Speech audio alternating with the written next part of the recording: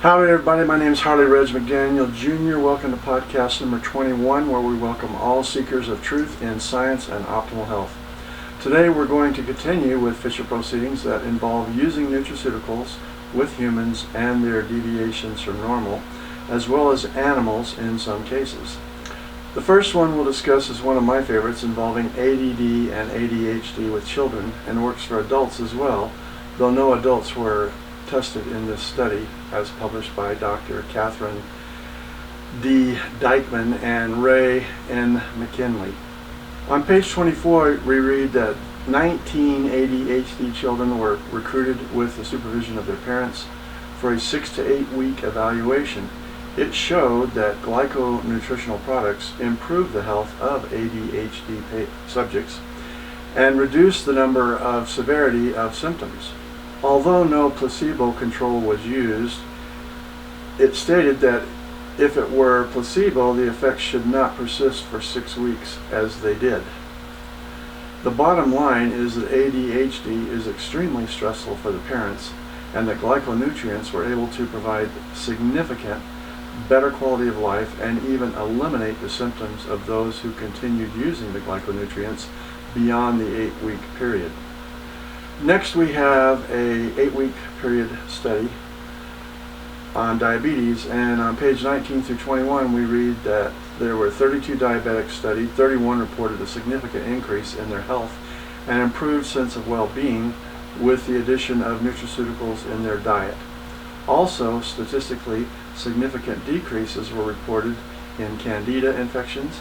These individuals had been diagnosed with diabetes as recently as 2 months or as long as 37 years ago. Half of the participants took the nutraceuticals for less than 6 months. The other half for more than 6 months, with the longest being 2.6 years. 10 improved from persistent infections. 11 improved from candida infections. 7 experienced improved vision. 6 no longer experienced high blood pressure. 6 had improvements with their gastrointestinal tract issues. 6 had improvements with numbness, pain, and burning in lower extremities. The end results were that 31 of 32 patients had significant improvements in health and well-being. On page 26 through 29, we read about 26 lupus patients. It is documented that the drugs used to treat lupus have side effects, which include vision problems, neuropathy, and that because of the toxicity of the medications, only severely disabled patients should be treated with these prescriptions. They were from the ages of 27 to 61 and had experienced the symptoms from a few months to 36 years. 12 of the subjects showed major improvements and less flare-ups of the lupus symptoms, and 17 more experienced less intensiveness to their flare-ups. All subjects needed significantly less medications for their symptoms.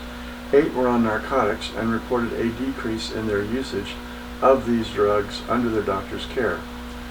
Well, we're out of time again. Next time we'll pick up with the published studies on osteoarthritis, rheumatoid arthritis, and menopause.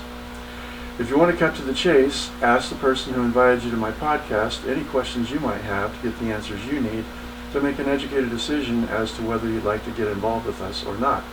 And I hope you will share me with your friends and my podcast, because I only provide scientifically proven, life-changing, and life-saving information every single time.